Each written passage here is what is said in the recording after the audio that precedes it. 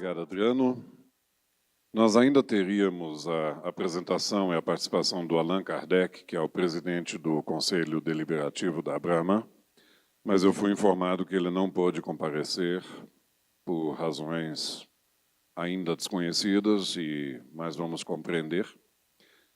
E vamos então começar os nossos debates, lembrando, existem fichas de perguntas, nós queremos que vocês participem, sim, ativamente. Por isso eu peço ao pessoal de apoio que, inclusive, se possível, deixar as luzes do auditório um pouco mais intensas para que a gente possa ver vocês melhor. Não só vocês nos verem aqui, mas vocês estão meio na penumbra, a gente acaba não vendo vocês. E eu quero já começar motivando vocês nesse debate para todo mundo participar um pouco. Nós tivemos algumas vertentes que ficam claras nas exposições dos nossos três painelistas aqui. Alguns retratos de dificuldades, alguns retratos de situações que representam desafios, que é o tema nos proposto, e algumas pinceladas de necessidades e soluções para encaminhar para frente. Mas para que a gente possa começar a caminhar o que na verdade, nós vamos pensar para construir o amanhã, ou o que está sendo pensado, eu quero começar fazendo uma pergunta a todos vocês, todo mundo. É uma pergunta que eu faço de vez em quando em algumas palestras. E eu já antecipo, até hoje, apenas uma vez uma pessoa me respondeu sim. Então eu gostaria que todos vocês, quem for responder sim, levante a mão. É uma pergunta bastante simples. Quem de vocês quer ou gostaria de ter um vizinho chato?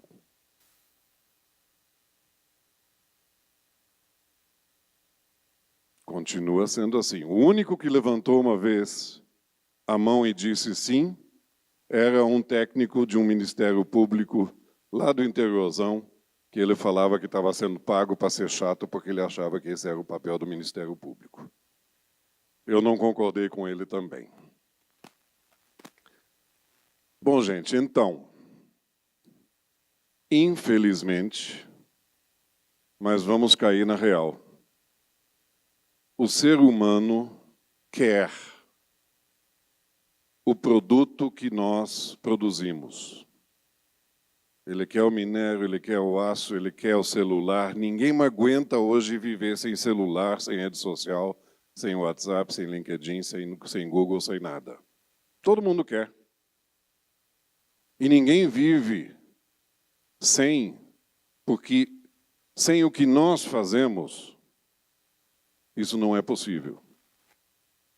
Porém, ninguém quer a nossa indústria do seu lado. Pelo menos no Brasil. Essa ficha tem que cair para nós. E essa é a primeira provocação que eu faço. Do mesmo jeito que a cidade de Belo Horizonte, onde eu pago meus impostos, está há 18 anos procurando um novo lugar para a rodoviária de Belo Horizonte, está enfiada lá no centrão da cidade. E para onde eles tentam enfiar aquela rodoviária, a comunidade se mobiliza contra e não deixa instalar a rodoviária lá.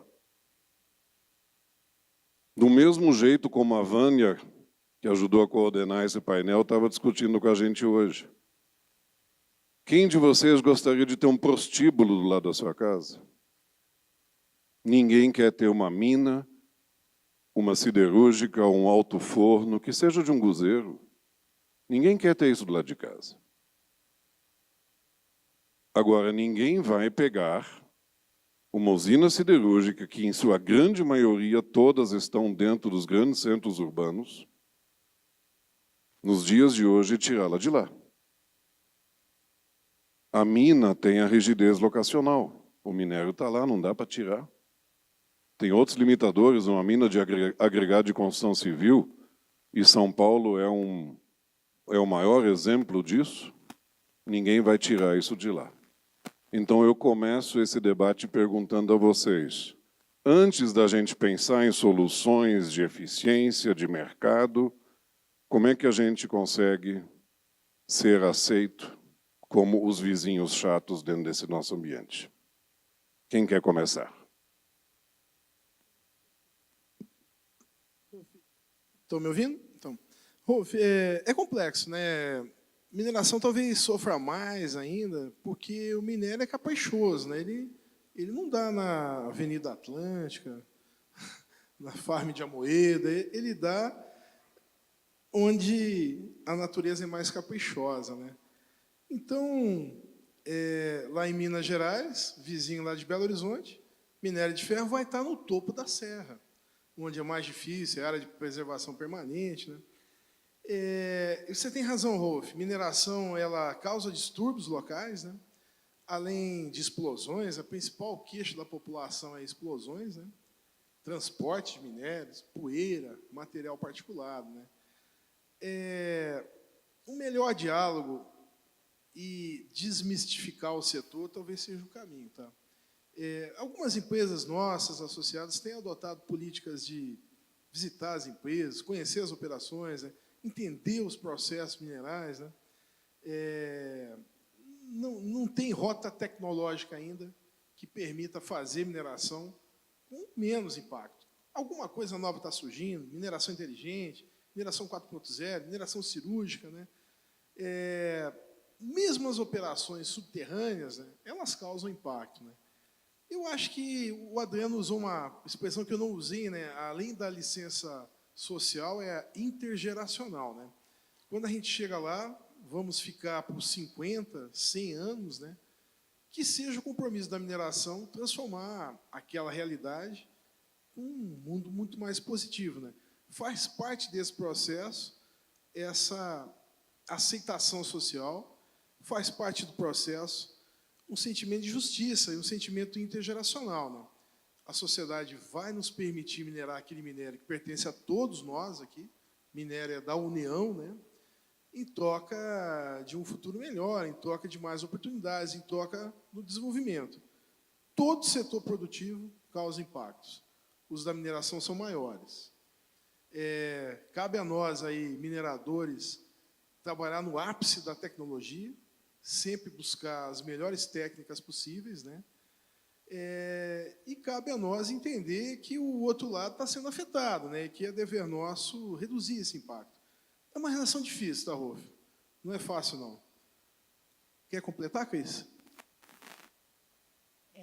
Talvez eu dê uma má notícia para o Rolf, dizendo que o chato chegou primeiro. Né? Porque, via de regra, o que acontece é exatamente isso, né? Grande parte das usinas siderúrgicas, a mineração tem essa rigidez locacional, e eles chegaram primeiro. Elas chegaram no local normalmente em que não havia nada no seu entorno. Né? E por falta, muitas vezes, de omissão de políticas públicas ou de um plano diretor, se permite que se construa, né, no entorno das usinas, porque são fortes catalisadores de empregos, atraem as pessoas que querem morar próximo ao seu local de trabalho. E aí a questão se inverte. Aí o chato, que chegou primeiro, passa a incomodar quem chegou depois. E é esse um problema que nós temos vivido constantemente, mas é como o Rinaldo falou, é inerente. Nós, em nossa casa, nós geramos, eu particularmente gero na minha cozinha, muito resíduo, orgânico, inorgânico, né, porque estou lá preparando as coisas. Infelizmente, nós ainda temos que descartar coisas. Procuramos fazer coleta seletiva, então é isso. O processo é de aperfeiçoamento, de parceria e de entender que o mundo está em constante evolução, rumo a essa sustentabilidade e a esse conceito de economia circular. Mas só não podia deixar de dizer que o chato chegou primeiro, de fato. Bom, eu acho, Rolf, que se você fizesse uma... eu mudaria a minha resposta. Então, o problema não é sequência positiva. O Adriano está com muita carga energética, né? Está dando? Deu. Mas se você me perguntasse, Rolf, se eu prefiro um vizinho gente boa, mais sujo, ou um vizinho chato, mais limpo, aí eu preferiria o vizinho chato. E eu digo isso porque, um pouco na linha do Rinaldo e da Cristina, o que nós temos que buscar hoje é exatamente uma indústria mineradora, uma indústria siderúrgica que produza os bens que você mencionou. Acho que, como você bem exemplificou, a gente precisa de carro, a gente precisa de celular, a gente precisa de telefone e a gente precisa dessa produção sendo feita de maneira sustentável, com baixas emissões de gás de efeito estufa, enfim. E eu costumo usar o exemplo do papel, e vou estender esse exemplo também para os nossos produtos de ferro e aço. Muita gente fala, a gente tem que parar de usar papel por causa de emitir gás de efeito estufa. A gente pode parar de usar papel por outros motivos ambientais, preservação das florestas, enfim, mas se a gente está usando esse papel aqui, que é a tecnologia que eu gosto, de uma floresta que é uma floresta plantada e que ela vai ter a sua renovabilidade, não faz sentido. Eu vou continuar usando papel, sim, desde que ele não venha de mata nativa. Então, esse é um ponto positivo do uso da tecnologia. E mesma coisa, aí do vizinho chato mais limpo, é a gente ter um celular, é ter um carro, agregado a ele uma baixa emissão de gás de efeito estufa, agregada uma produção limpa para buscar o nosso desenvolvimento. Legal, gente. Eu estou gostando já desse debate aqui. A gente está conseguindo ser do jeito que eu gosto, levantando diferentes pontos, o contraditório e as diferentes opções que nos levam a isso, tanto que o José Murilo Mourão, da plateia, que é consultor independente, já contribuiu aqui conosco. Ele está focando um pouco mais na mineração, mas, na verdade, é geral dentro da linha que eu tinha perguntado aqui.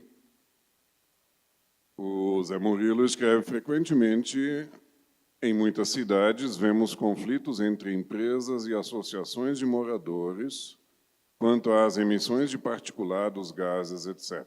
É o que nós já falamos aqui. As empresas sempre alegam que cumprem a legislação. Então, a pergunta é: a legislação é ruim ou a população que é muito exigente? Então, ele está dando um enfoque um pouquinho diferente dentro disso aí. Não sei, Adriano, você que está dentro do Ministério, que não é legislador, mas, de alguma forma, é atuante nas políticas públicas e, indiretamente, fiscal da legislação, o que você diria sobre a questão da legislação nisso aí? Sem quebrar o microfone, por favor. Agora ele está. Não, boa questão, obrigado, Mourão. Como o Rolf mencionou, né, a minha área de atuação não é diretamente a área de licenciamento, é a área de políticas públicas e mudança do clima, mas, como representante do Ministério do Meio Ambiente, eu diria que a legislação ambiental que a gente tem no Brasil é uma legislação muito avançada e isso é reconhecidamente feito aí até por outros países, né? A nossa legislação é muito forte. Eu acho que o que a gente tem que buscar é um equilíbrio entre o que é possível realmente de ser exigido dentro da realidade possível e aquilo que atende à sociedade. Eu vou usar de novo o exemplo do nosso projeto Siderurgia Sustentável, porque um dos componentes dele é exatamente esse: a gente fazer uma revisão do arcabouço regulatório, do arcabouço legislativo, para verificar como que o carvão vegetal pode entrar de uma maneira forte e atuante na produção de ferro e aço, e a gente buscando ver quais são os entraves legais, quais são os entraves de regulação e os entraves burocráticos para poder melhorar e atuarmos juntos. Então, acho que aí é uma via de mão dupla em sentido positivo da gente ter sempre uma boa relação entre as empresas e essas associações e de ter um entendimento de ambos de que a gente tem que ver o que é possível para ambos os lados, né, sem forçar demais e sempre buscando otimizar essa relação. Os outros dois querem colocar algo sobre isso? Rolf, complementando, né, é dever do minerador, né, siderurgia também, né, investir na melhor tecnologia disponível. Né. As leis brasileiras são top, né, no papel. Né. O Brasil, no papel, é um país fantástico. Né. Mas eu acho que o novo instrumento, Rolf, é a empresa se abrir para a sociedade. Tá? É o diálogo, é criar canais de participação, desmistificar a atividade, trazer a sociedade para visitar as operações. Né?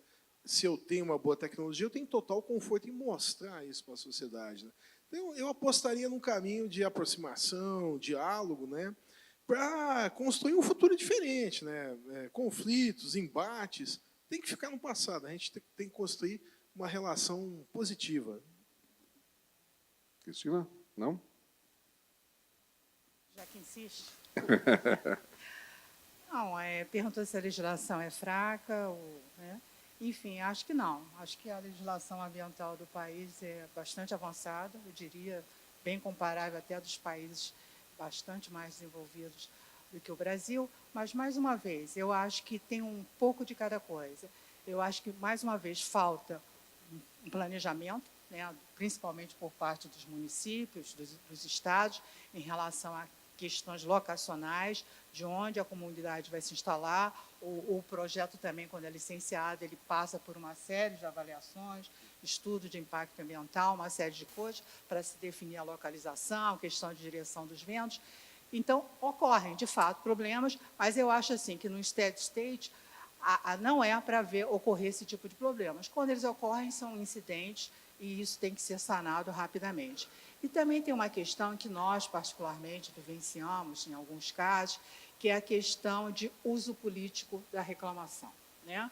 Então, muitas vezes, tem os mobilizadores de comunidades que fazem um alarde, um terrorismo desnecessário sobre problemas que as emissões estariam causando câncer ou doenças, e a coisa não é bem assim. Até porque grande parte das poeiras que causam incômodos não são as inaláveis, que é as que, de fato, causam mal à saúde, mas são aquelas que decorrem de vias não pavimentadas, do tráfego de veículos em caminhões em estradas vicinais. Isso levanta aquela poeira, suja a roupa lá, né, das moradoras, e isso causa, de fato, um incômodo, mas muito mais visual do que sobre a saúde. O que a gente não vê é que é pior. Aproveitando já essa linha, a pergunta do Helênio Silva, que é da Polvut, que está aí na plateia. A implementação de tecnologias limpas, exatamente o gancho que a Cristina está nos colocando. Ela é limitada por qual motivo? Por custo de implantação, por inexistência de tecnologia eficaz ou por algum outro motivo? Tanto na mineração quanto na indústria em geral. Essa limitação, por quê? Na mineração, pelo contrário, eu tenho visto cada vez mais o uso crescente de novas tecnologias. Vou te citar recursos hídricos. A mineração utiliza muita água e tem, na gestão hídrica, uma das suas ferramentas de competitividade. A gente consegue recircular, no caso de minério de ferro, acima de 85% da água utilizada. Em outros metais, também tem boa performance, né? E hoje trabalhamos cada vez mais com circuitos fechados, né? Não se perde água no processo. Isso é uma tecnologia limpa, né? Tenho visto muito aí de controle de poeira, material particulado dentro das operações, cada vez mais eficiente. Energia limpa para a mineração, né? Muitas das empresas mineradoras também são autogeradoras de energia. Essa é uma realidade, já tem uma matriz muito limpa. Porém, cada vez mais se busca energias renováveis, né? As mais variadas possíveis dentro das plantas, né? Por entender que é irreversível, né? O que pega talvez seja o custo, talvez zero o custo, mas a gente tem visto aí uma queda acentuada de energias renováveis, né? E, curiosamente, bem recente aí, uma adesão massiva do BNDES como financiador de energias renováveis para as plantas, né? Eu tenho visto muita inovação. Onde está o desafio? Na pequena empresa. Pequena empresa, pequena mineradora, ela é descapitalizada, aquilo que poderia ser um investimento, para ela passa a ser um custo, né? Então, aí que está o maior nicho de dificuldade do nosso setor. Eu mostrei um slide aí que dizia, o Brasil tem mais de 9.000 minas, né? A imensa maioria, pequenas operações, né? Obrigado. Eu acho que ninguém evita, né, a tecnologia limpa, muito pelo contrário, estamos sempre tentando cada vez mais evoluir no sentido de ter tecnologias cada vez mais limpas, trabalhar em eficiência energética, em reciclagem de resíduos. Pena que meu vídeo travou, vocês não puderam ver os nossos números, mas insisto, voltem, acessem a nossa página que vocês verão o tremendo esforço que está sendo feito. Agora, evidentemente, acho que grande parte das pessoas aqui, em algum momento da vida, já fez dieta, né? E você, quando você está muito gordo, você está pesando mais de 100 quilos, você perde 10, 20 quilos rápido. Quando você tem que perder 1 quilo, é pedreira, né? esse residual. Então, é isso que entra sempre numa análise de benefício-custo, né? Onde que é melhor a gente atacar? A gente faz isso na nossa vida, as grandes empresas fazem isso, as pequenas empresas também, e o governo também.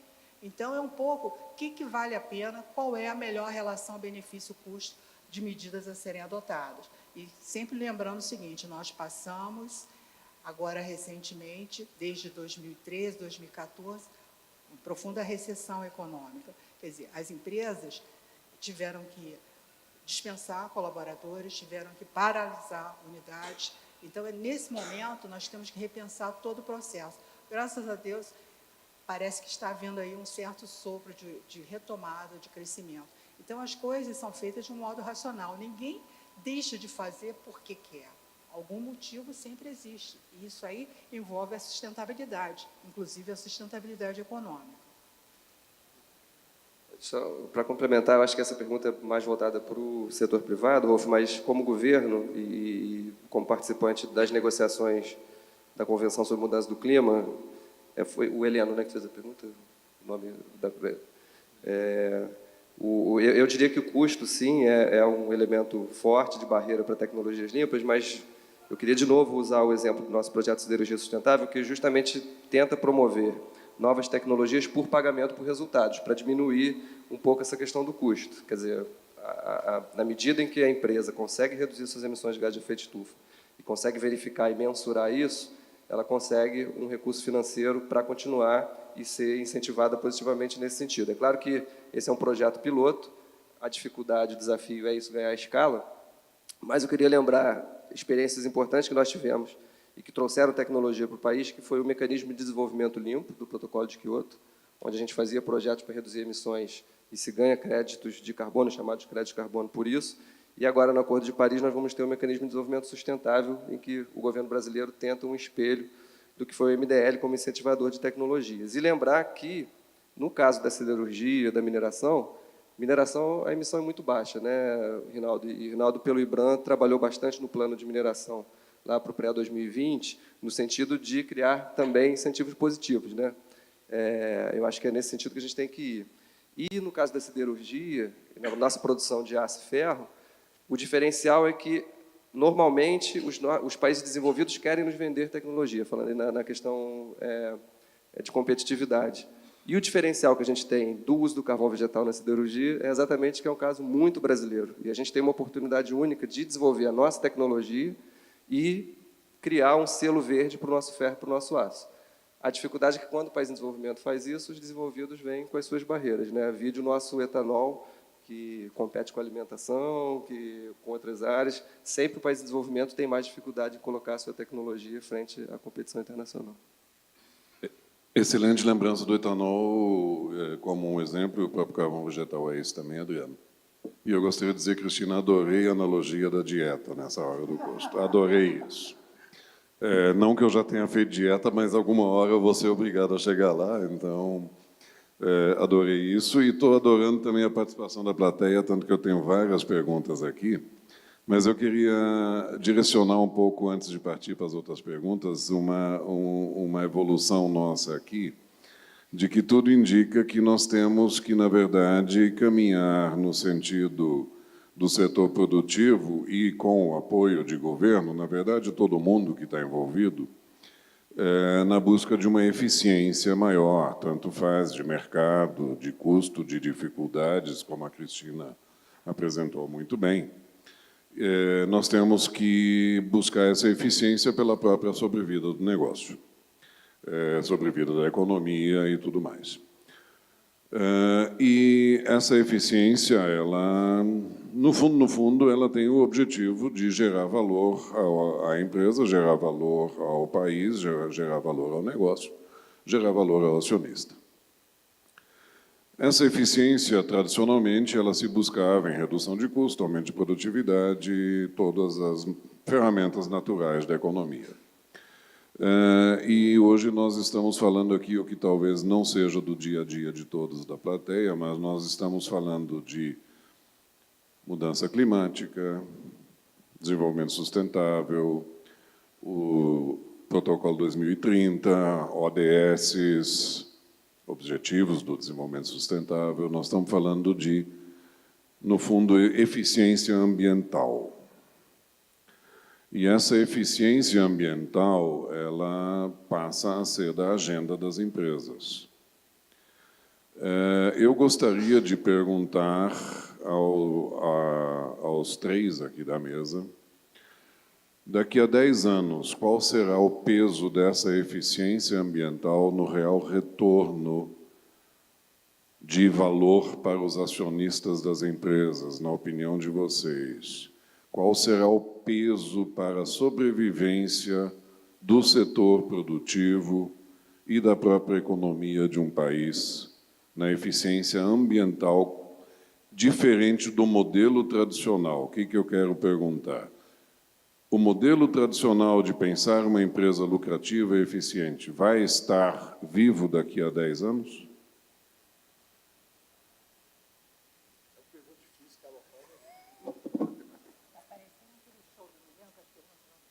Nós vamos combinando ir embora aqui. Rolf, excelente sua pergunta, né? Na mineração, nós entendemos que toda a questão ambiental, mudanças do clima, né, são oportunidades para o setor. Né? Então, o que pode parecer barreira comercial, barreira não declarada, não comercial, né, para nós é uma oportunidade. Veja, como que o Brasil consegue tirar minério? Vamos usar um exemplo aqui da maior mineradora do Brasil. Né?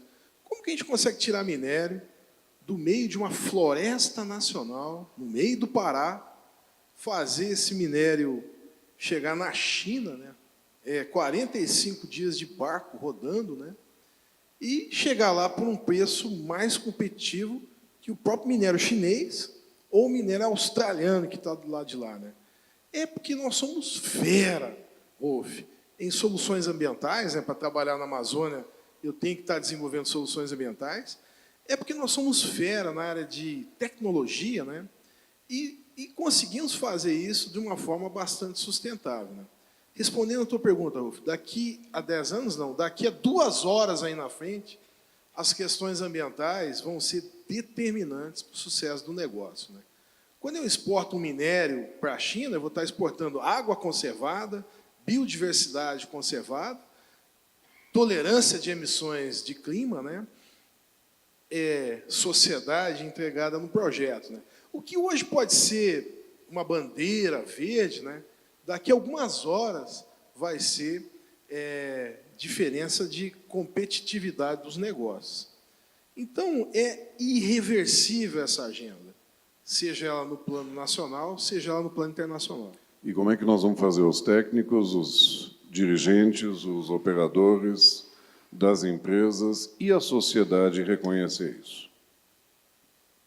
Comunicação, né? Tá aí o Rolf é jornalista nas horas vagas. É um desafio de ser aceito, de ser compreendido, né?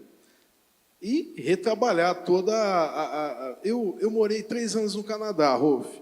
Não trabalhava com mineração, né? O Canadá é uma potência mineral. 90% do financiamento mundial de mineração passa pelo Canadá. O canadense tem orgulho de ser minerador, de ter uma indústria mineral, né? Aqui é quase o prostíbulo que você falou aí, viu, Rolf? Tem uma mina do lado e você está condenando aquela sociedade, né? Não sei, Rolf, o desafio é grande, mas eu entendo todas essas restrições hoje como oportunidades e diferenciais de mercado nos produtos brasileiros. Eu acho que essa questão de eficiência ambiental está intimamente ligada ao que já, hoje em dia, está operando nas empresas, está ligado à produtividade e está ligado à eliminação de desperdícios. Né? Então, eu acho que quando a gente atua, e nós temos visto aí grandes ameaças de escassez de energia, de água, né? Nós passamos recentemente por uma série de ameaças de escassez hídrica, com realmente cortar o suprimento de água às nossas usinas. Isso tudo faz repensar o processo e nos tornarmos cada vez mais eficientes. Também na questão de energia, hoje não apareceu, mas 55% da energia que é consumida pelo nosso setor é autogeração, é cogeração, porque nós aproveitamos nossos gases, processos.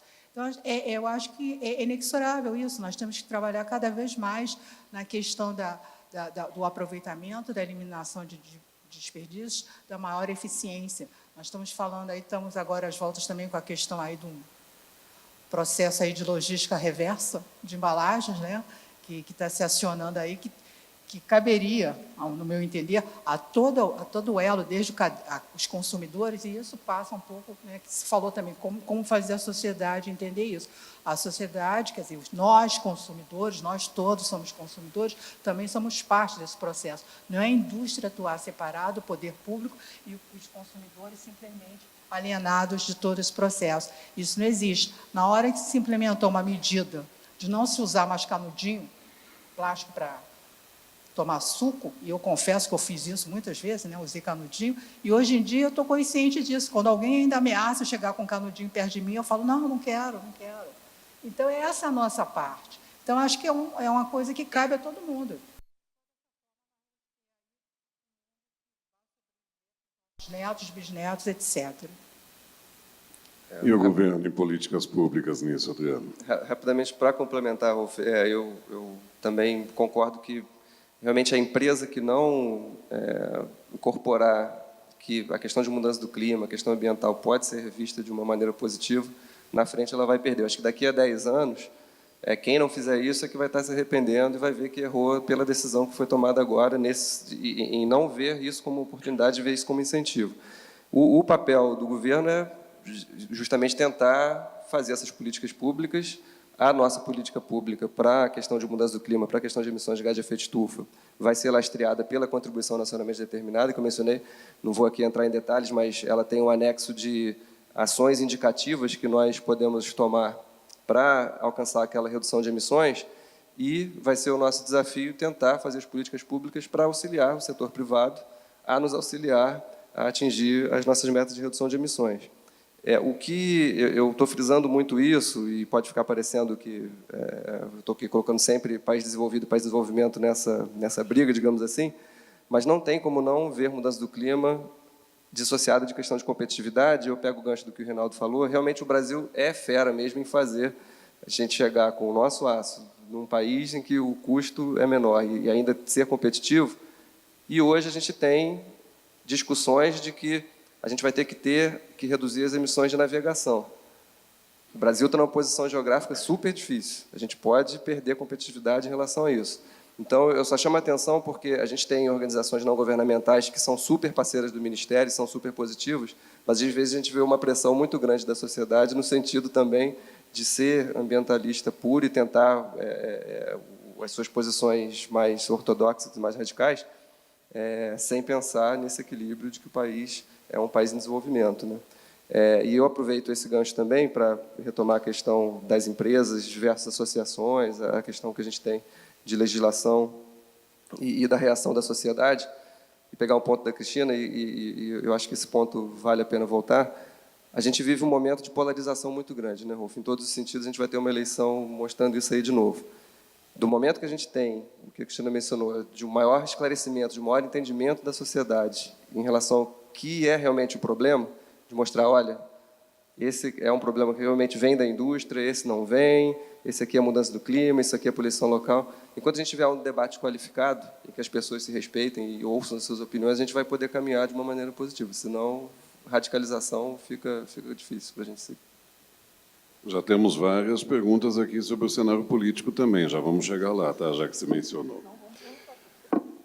Mas antes, Cristina e Rinaldo. O Antônio Vilela, meu conterrâneo lá da Universidade Federal do Rio Grande do Sul, pergunta: que país serviria de modelo a ser seguido para a siderurgia e para a mineração?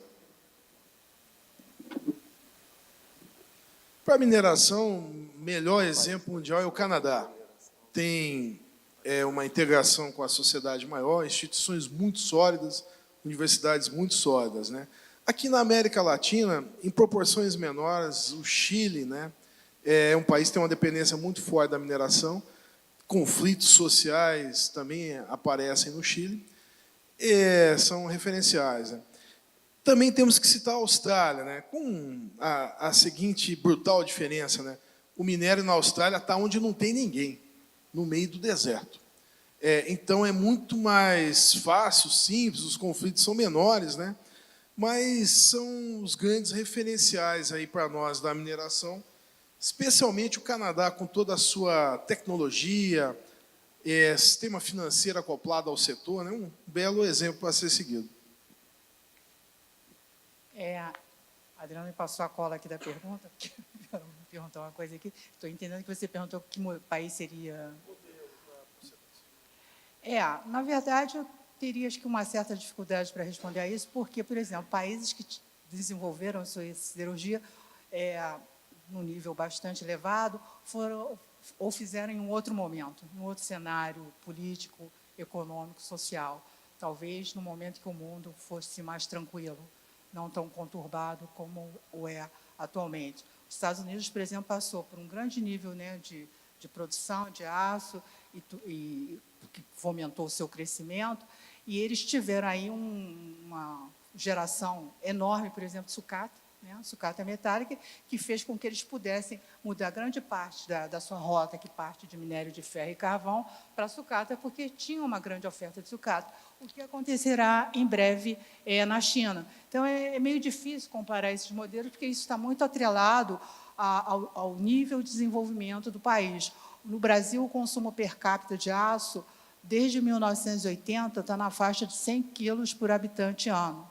A China já passou, antes ela tinha 34 em 1980, hoje tem mais de 300. Outros países também. E nós continuamos estagnados nesse consumo. Então, é difícil você comparar os modelos, realmente. Cristina, já fica com o microfone que o Ciro Tacano, da USP, pergunta para você como, com toda essa capacidade ociosa que existe no mundo, que você apresentou, como que você vê o desafio no Brasil de ser competitivo com o aço da China? Pois não é? Nós fizemos um estudo recentemente para levantar exatamente se a China, de fato, pratica economia de mercado, né? E a nossa conclusão foi, no que se refere ao aço, definitivamente não, né?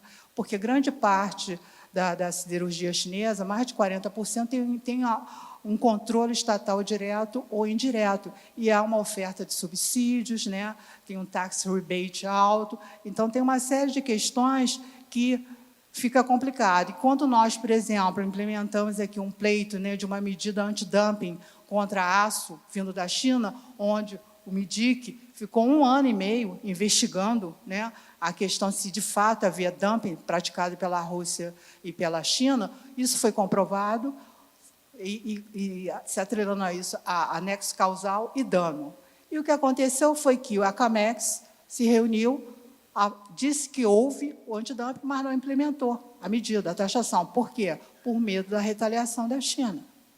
Então, esse é um mundo complicado que a gente vive realmente, porque o ministro da Agricultura disse, por exemplo, que falava, não podemos desagradar a China, porque, né, pode vir retaliação, nós dependemos, o Brasil hoje em dia, e todo mundo sabe disso, o governo chinês, as empresas chinesas têm feito pesados investimentos na área de infraestrutura e energia, né? Temos aporte de financiamentos vultosos aqui. E o que aconteceu? Pouco depois, o governo brasileiro ter vetado a implementação de antidumping para aço, a China taxou o frango brasileiro. Esse é o mundo que nós vivemos. Então, a dificuldade de competir persiste, mas, como disse o Reinaldo, nós somos fera e continuamos exportando. Fantástico. O Renato, do Laboratório de Caracterização Tecnológica da USP, tem uma pergunta aqui que, imagino, direcionada ao Reinaldo. Hoje vemos o agronegócio sempre trabalhando sua imagem perante a sociedade com atuação midiática. O agro é pop, o agro é tudo. O que falta para a mineração trabalhar esse tipo de imagem? O setor é unido nesse sentido? Renato. Ô, Renato, a coisa mais difícil do mundo é tirar dinheiro de minerador. Cadê você, Renato?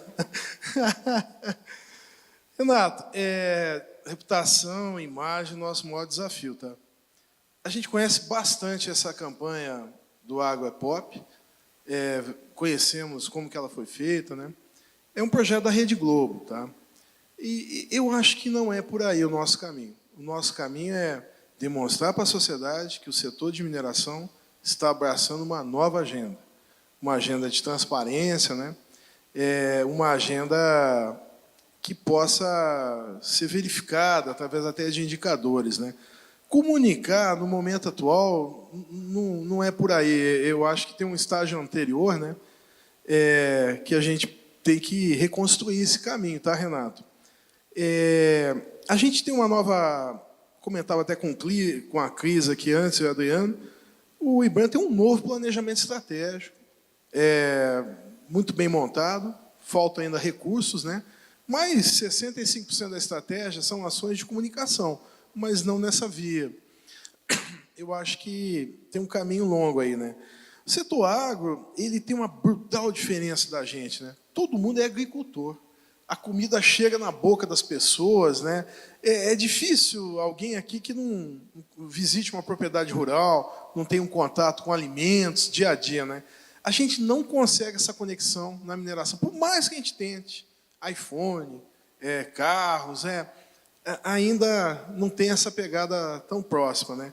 Está aí um belo desafio, a gente está preparado para ele, o IBRAM se reformatou para isso, mas ainda falta um recurso, uma estratégia mais ampla.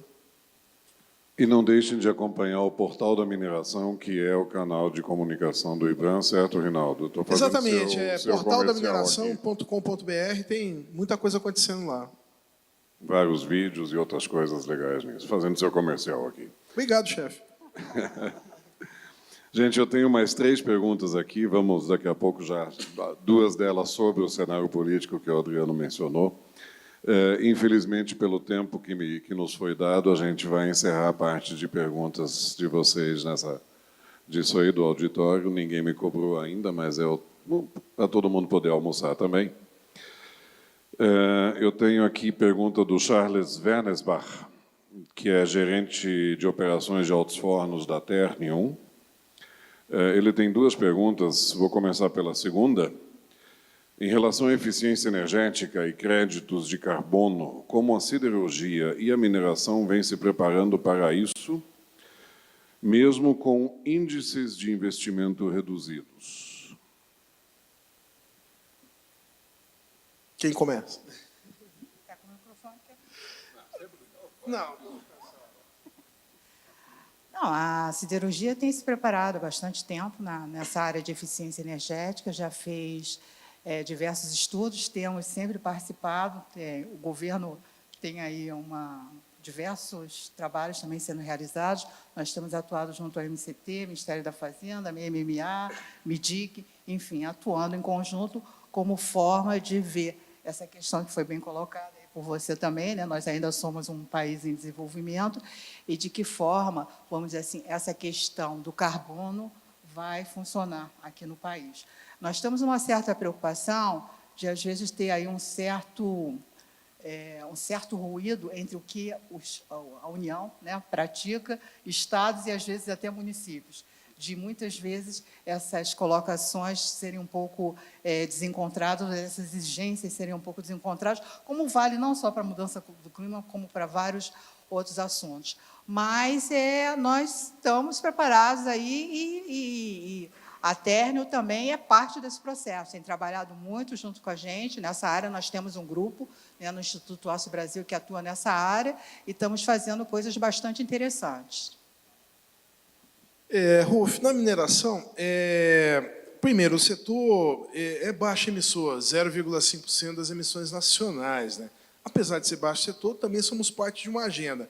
Então, já há alguns anos, tem um plano nacional de mineração de baixa emissão. Tá? O Adriano citou, é um instrumento de política pública, foi desenvolvido por nós, governos, né?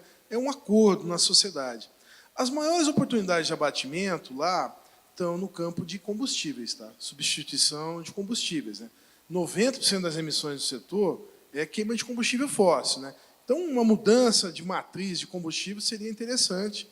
Porém, temos visto muitas coisas. Né?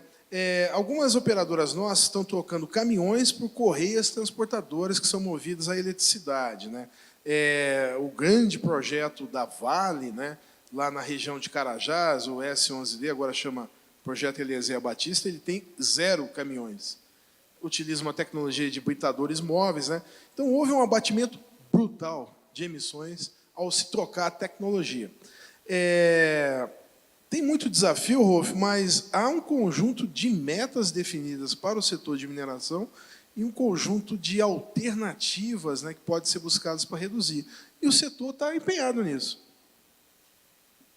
Deixa eu só complementar e agradecer a pergunta do Charles. Em relação a crédito de carbono e eficiência energética, Charles, acho que o Reinaldo também já abordou, acho que a oportunidade que a gente tem para projetos que gerarão crédito de carbono na área de siderurgia e mineração realmente é na troca de combustíveis.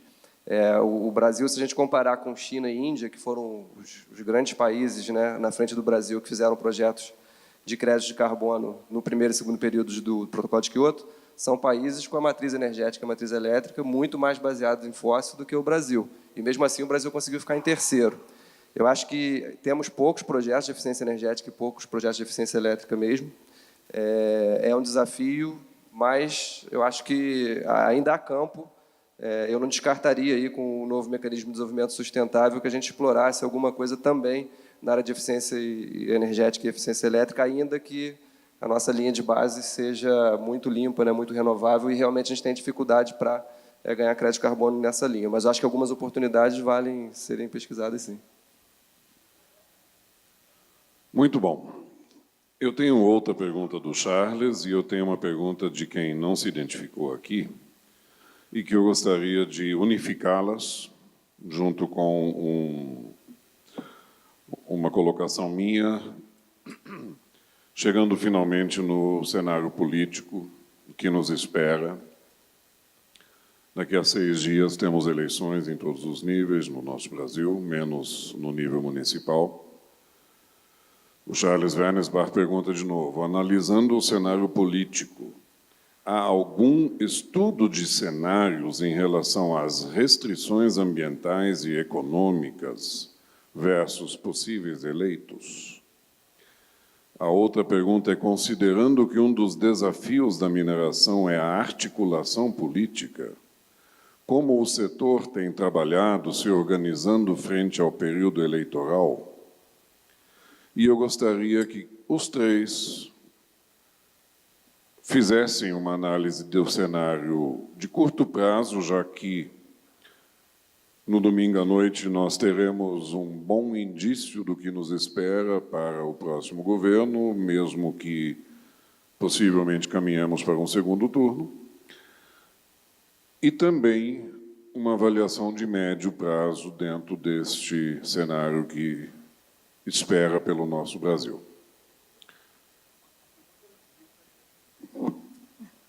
Pô, cada pergunta, bicho. Pô, Você achou que veio aqui passear? Esse aqui escapar, né? O setor de mineração é eminentemente conduzido pela atividade privada, tá? Raros os estados que ainda têm a sua entidade estatal de mineração, né?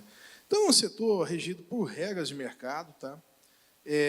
Como eu te disse, de difícil materialização, né? O que nos daria tranquilidade era ver um futuro Brasil aí com menos intervencionismo estatal, tá? Os 2 últimos anos aí do governo Dilma, né? Vou citar o nome, né? Eles foram brutais para a economia por desarranjos, né? E intervenções estatais em setores que eram completamente eficientes e regulados pelo capital privado, né? Mineração escapou mais ou menos disso, meio sem querer. Positivo disso, temos aí um novo cenário regulatório, algumas coisas que conseguiu evoluir, né? E uma parte da pergunta era, o que o setor tem feito no relacionamento com candidatos? Produzimos um documento, Mineração e Políticas Públicas no Brasil, e abrimos diálogo com todos os candidatos, todos os principais candidatos. Estivemos com as assessorias econômicas dos candidatos, apresentamos um conjunto de sugestões de políticas públicas, né?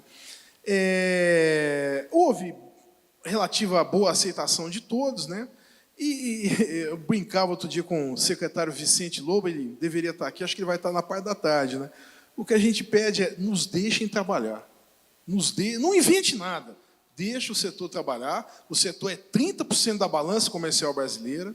Deixe o setor trabalhar. Quando o Brasil diz que tem 340 bilhões de dólares de reservas cambiais, né? Lembrem, 65% é mineração, tá? Então, o que a gente diz para o governo é isso: deixe o setor trabalhar, o setor amplamente regulado do ponto de vista regulatório, dupla regulação pela Agência Nacional de Mineração e pela legislação ambiental. Não existe um projeto de mineração no Brasil, mineração empresarial, que não tenha passado por licenciamento ambiental. E o que a gente espera do novo governo é manutenção do ambiente de mercado, né? Segurança jurídica e talvez um alívio na carga tributária traria a capacidade de duplicar o setor. Quer que eu diga que faça minhas suas palavras? Não, é exatamente isso. Eu acho que nós fizemos, né, todos os setores, né, fizeram aí uma análise das tendências, né, de cada um dos candidatos. E tem diferenças específicas entre alguns, até pela linha ideológica e tudo mais, mas acho que, acima de tudo, o novo presidente que assumir, enfim, o novo Congresso, né, eu acho que vai ter grandes desafios a assumir, né, nós temos aí um tremendo déficit, né, público, e a questão das reformas, né?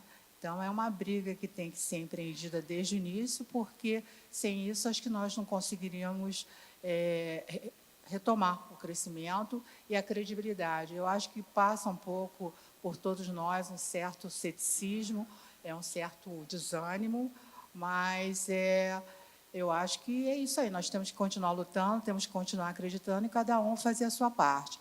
Do ponto de vista ambiental, eu acho que tem que, claro, sempre ter aí o princípio da razoabilidade, né? Porque, normalmente, via de regra, o que, principalmente, o Ministério Público argumenta sempre é o princípio da precaução, mas isso não pode levar à paralisia do país. Então, isso tem que estar sempre conjugado, esses dois princípios, da precaução e da razoabilidade. Nós não queremos destruir, né, a natureza, as riquezas do nosso país, que são belíssimas, ótimas, mas também, ao mesmo tempo, precisamos ter desenvolvimento e crescimento econômico. Quando você pensa que mais de 50% do esgoto do nosso país não é tratado ainda, né, isso é grave. Quando você pensa que, apesar de já haver lei disciplinando a questão do lixo, ainda existem muitas gestões a céu aberto, isso é grave. Então, ainda nós temos muito a fazer e acho que, mais uma vez, como já dissemos antes, todos nós temos que participar desse processo.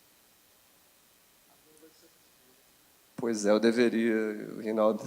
O Charles Hoff, eu pensei que, falando um pouquinho de cenário político na intervenção anterior, eu ia escapar dessa, mas não deu. Ia depender do que eu falar aqui, eu posso ser exonerado amanhã, ou na próxima segunda-feira, ou no final de outubro, né? Mas...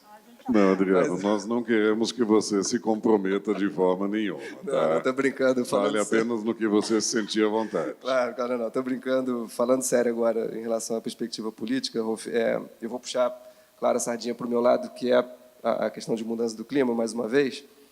Pensando em mudança do clima, a gente vai ter, como eu mencionei na intervenção inicial, meta para 2025, meta para 2030. Então, a gente está falando aí de 4 eleições até 2030. Né? Além dessa que a gente tem agora, mais 3 eleições em 22, 26 e 30. A gente está falando de 4 governos.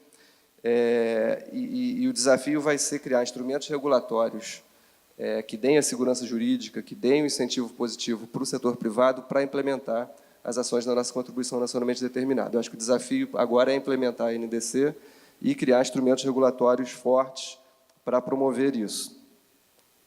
Eu posso dizer que, da minha experiência de mudança do clima, eu tenho vivenciado, ao longo desses anos, que a equipe que trabalha em mudança do clima conseguiu se manter, de uma maneira ou outra. O tema se transformou num tema de Estado.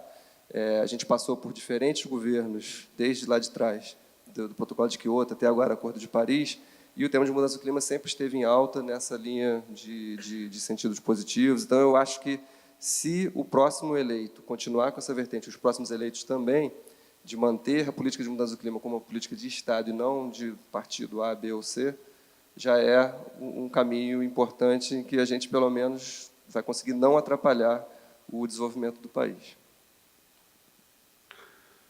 Ok, gente. Alguém ainda quer dar uma mensagem final? Eu, por mim, eu gostaria de agradecer a participação de vocês, agradecer à ABM por ter aberto esse espaço para a gente, agradecer a todos vocês que participaram ativamente, porque espero que essa mesa tenha conseguido mostrar que o título do painel realmente é real, que os desafios do desenvolvimento sustentável são grandes, estão presentes e definem, sim, a construção do amanhã, como está no lema da Semana da ABM.